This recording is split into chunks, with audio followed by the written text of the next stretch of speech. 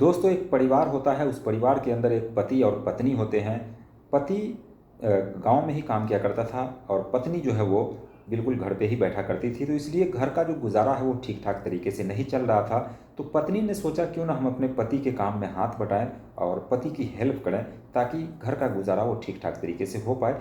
तो इसलिए महिला ने सोचा कि गांव में ही वो काम ढूंढने लगी और ढूंढते ढूंढते उसे एक काम मिल भी जाता है। ब्यूटी पार्लर में उसे एक काम मिल जाता है और उस ब्यूटी पार्लर में वो जाती है, काम करने लगती है, जिसके बाद धीरे धीरे घर की हालत जो वो ठीक ठाक होने लगती है।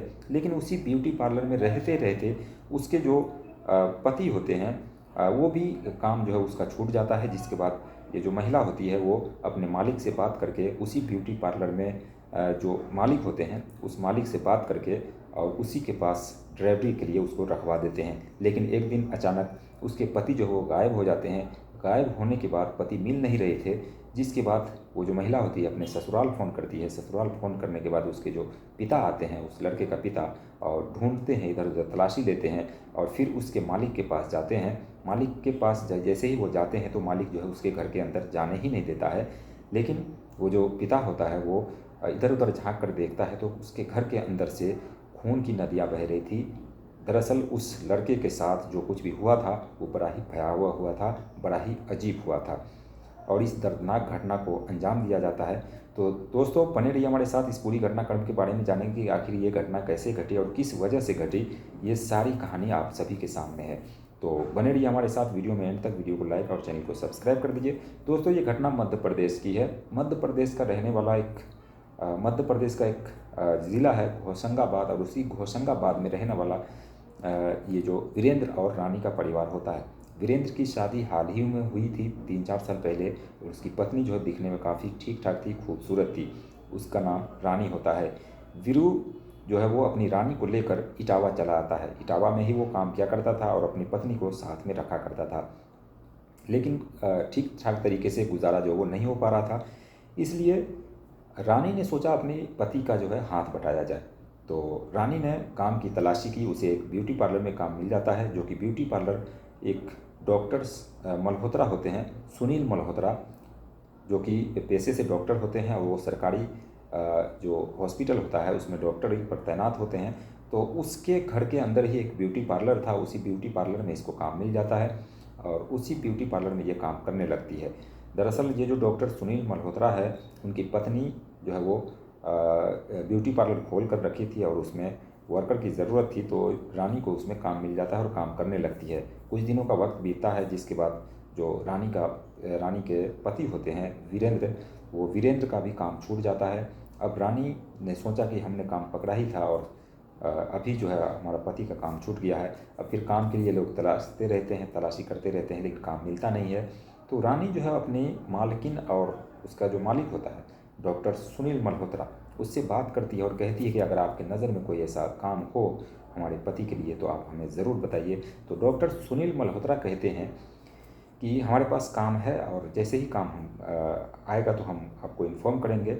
और रानी को देखकर वो जो डॉक्टर सुनील मल्होत्रा होते हैं वो कहीं ना कहीं फिसल जाते हैं और अपने पास ही वो रख लेते हैं। कहते हैं हमें माफ़ कीजिएगा, हमें ड्राइवर की ज़रूरत है, अगर तुम चाहो तो तुम अपने पति को मेरे पास ड्राइवरी के लिए रख सकते हो।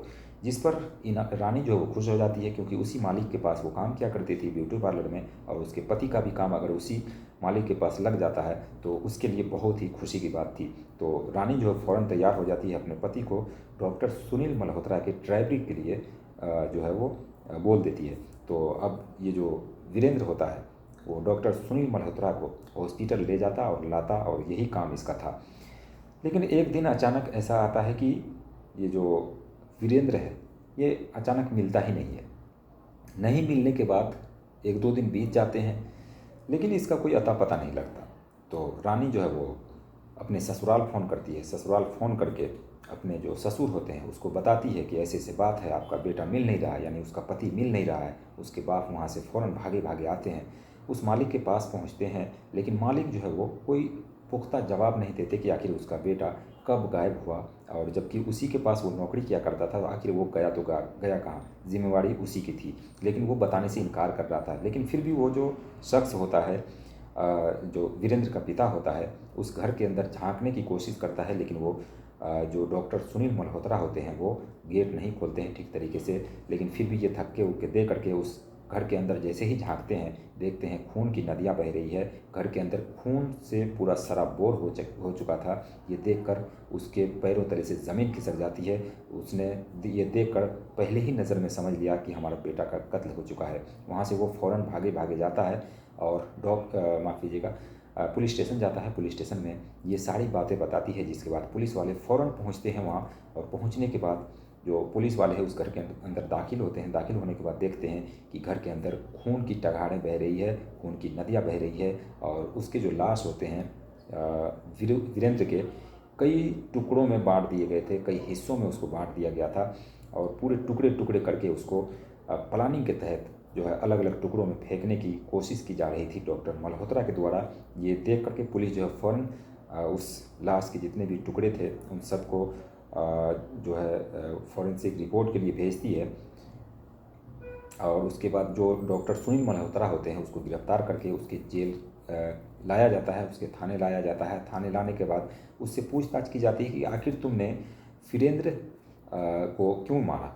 जिसके बाद सुनील मल्होत्रा जो होते हैं वो पहले ही बार में, यानी कि ज़्यादा वो फोर्स नहीं करते पुलिस वाले, और फ़ौरन ही ये बता देते हैं कि दरअसल उसने जो ये कत्ल किया है उसकी बीवी के चलते किया है। उसकी बीवी खूबसूरत है रानी, और उस रानी पे मेरा दिल आ गया था, और रानी पे दिल जो मेरा आया तो फिर मैं अपने आप को रोक नहीं पाया, और इस बीच में रानी के साथ जब मैं संबंध बना रहा था तो ये जो सुनील माफ़ कीजिएगा वीरेंद्र होता है, ये हमें जो है वो देख लेता है, और देख करके देखता ही नहीं बल्कि ये वीडियो भी बना लेता है। वीडियो बनाने के बाद अब हमें ये ब्लैकमेल करने लगता है।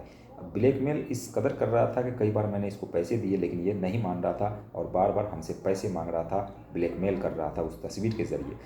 इसलिए मैंने और रानी ने, यहाँ पर रानी का भी हाथ है, उसकी जो पत्नी होती है रानी का भी हाथ है, क्योंकि रानी को भी ये डॉक्टर मल्होत्रा पसंद आ गए थे और अच्छी खासी ज़िंदगी यहाँ पर कटने वाली थी। इसलिए इसने अपने पति वीरेंद्र पर ज़्यादा ध्यान नहीं दिया, और सुनील मल्होत्रा के साथ मिलकर ये जो उसके पति होते हैं वीरेंद्र, इन दोनों की हत्या की साजिश रची। हालांकि इस हत्या में रानी तो नहीं थी मौजूद, लेकिन सुनील मल्होत्रा ने खुद अपने ही हाथों से सुनील को मारा, और मार करके उसको, उसके जो लाश होते हैं उसको कई टुकड़े किए। कई दिनों तक लाश को फ्रिज में रखा, और फ्रिज में रखने के बाद उसे अलग अलग पॉलीथीन में पैक करके उसे फेंकने की तैयारी में था, और कई सारे टुकड़े वो फेंक भी चुका था, और अभी तक ये लाश के टुकड़े जो ख़त्म नहीं हो पाए थे, और उससे पहले ही ये पकड़ा जाता है। हालांकि रानी ने जो समझ करके अपने ससुर को फ़ोन किया था कि गायब होने की खबर बता देते हैं, नहीं तो फिर बाद में पता लगेगा कि तुमने बताया क्यों नहीं, तुम भी मिली हुई हो। बचने की इसने पूरी कोशिश की थी अपने आप को बचाने की, लेकिन वो बच नहीं पाती है। रानी का भी यहाँ पर रोल नज़र आता है, रानी को भी बुलाया जाता है। बुलाने के बाद उससे पूछताछ जब की जाती है ठीक ठाक तरीके से, तो बात पूरा खुलकर सामने आ जाता है कि इस प्यार के बीच में, यानी कि डॉक्टर सुनील मल्होत्रा और रानी के बीच में जो अफेयर था वो कहीं ना कहीं हद से आगे बढ़ चुका था। इन दोनों की दिली ख्वाहिशें पूरी हो रही थी, और बीच में उसका जो पति है वीरेंद्र वो आड़े आ रहा था। इसलिए इन दोनों ने मिलकर बल्कि वीरेंद्र को रास्ते से हटाना ही बेहतर समझा, क्योंकि वीरेंद्र जो है वो लगातार उस डॉक्टर को ब्लैकमेल कर रहा था उस तस्वीर के ज़रिए, उस फ़ोटो के ज़रिए, और डॉक्टर सुनील मल्होत्रा इस चीज़ से परेशान हो चुके थे। इसलिए उन्होंने ये कदम उठाया, और इस तरीके से इस घटना को अंजाम दिया गया, और उस डॉक्टर को पर जो है मर्डर का चार्ज लगा करके उसको जेल की सलाखों के पीछे डाल दिया गया है। अब वो, मुझे लगता है कि ताउम्र जेल के सलाखों के पीछे ही रहेंगे, और इस तरीके से इस घटना को अंजाम दिया जाता है कि यानी कि औरत की खूबसूरती भी कहीं ना कहीं कभी न कभी किसी की जान की मुसीबत बन जाती है, और ये आमतौर पर होता है कि इसीलिए बताया जाता है कि औरतों को पर्दे में रहना चाहिए, और उसे हो सके तो गैर मर्द से पर्दा करना चाहिए, और उसके सामने उस तरीके से उसकी बातचीत नहीं होनी चाहिए कि वो आगे चलकर किसी के लिए जान की मुसीबत बने। तो ये थी एक कहानी। बाकी इस कहानी को सुनाने का मकसद किसी की भावनाओं को ठेस पहुंचाना नहीं, बल्कि आप सभी को जागरूक करना था। बाकी आप क्या सोचते हैं हमें कमेंट सेक्शन में ज़रूर बताइए। चैनल को सब्सक्राइब करें। मिलते हैं नेक्स्ट वीडियो में नई कहानी के साथ। तब तक के लिए बाय बाय, टेक केयर।